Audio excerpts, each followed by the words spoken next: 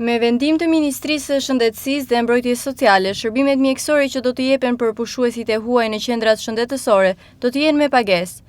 Tarifa, sipas mjekes së qendrës shëndetësore verore në plazhin e vjetër Leonarda Colombo, ka nisur të aplikohet. Mjekja konfirmon faktin se pagesat për të huajt janë afishuar në brendësi të qendrës në gjuhën angleze dhe çdo i huaj që merr shërbimin njoftohet paraprakisht. Sipas Colombos, të huajt që vinë dhe marrin shërbime shëndetësore në qendrat verore janë në numër të konsiderueshëm dhe ata i kanë pranuar këto tarifa. Mjekja bën gjithashtu një rezume të rasteve të cilat marrin mjekim, ku thotë se mbizotërohen gastroenteritet, pickimet dhe alergjit. Sipas mjekes, problemet e shëndetit vijnë kryesisht nga temperaturat e larta, dehidratimi apo dhe qëndrimi për një kohë të gjatë në det.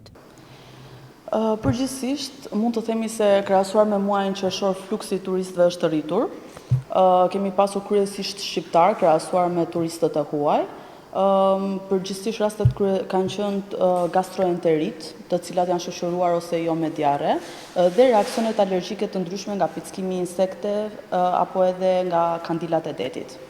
Marrin ndihmë mjekësore dhe shumë të huaj njëkohësisht në qendrat shëndetësore verore. Po.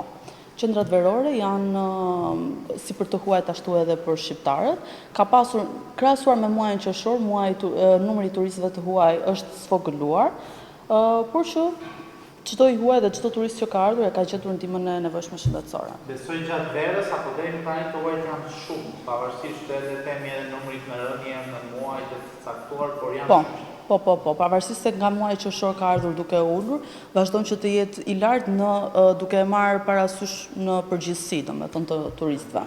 Çfarë ndihme kërkojnë mjekësore ose çfarë kanë qenë ato simptoma që kanë mbizotëruar kryesisht të huajt? Simptomat që kanë mbizotëruar kryesisht kanë qenë diareja, kanë qenë të vjellat, kanë qenë dhimbjet e forta dhe krampet muskulare, dhe përveç këtyre edhe për sa i përket reaksioneve të ndryshme alergjike, si nga të kruajturat, si nga marrja e frymës, apo edhe rashe kutane.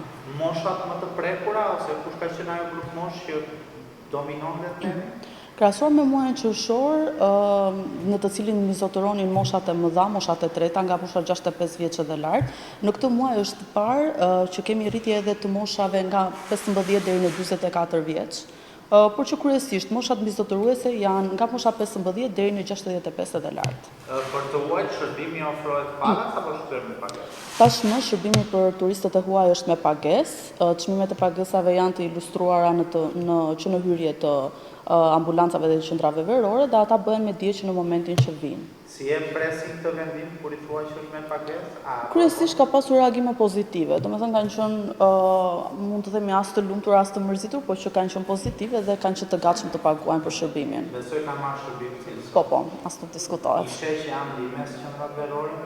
Po, duke qenë se kemi probleme të shumta për sa i përket reaksioneve alergjike, dermatiteve, rasheve të ndryshme kutane dhe gjithashtu edhe të vjellave dhe diareve, mund të themi që kanë qenë një ndihmë shumë e madhe për turistët, si të huaj dhe shqiptarë. Qendrat shëndetësore verore janë hapur prej datës 1 qershor në shërbim të pushuesve vendas dhe të huaj, si edhe banorëve të zonës gjatë sezonit veror. Ato ofrojnë ndihmë mjekësore të nevojshme 24 orë në çdo ditë të javës.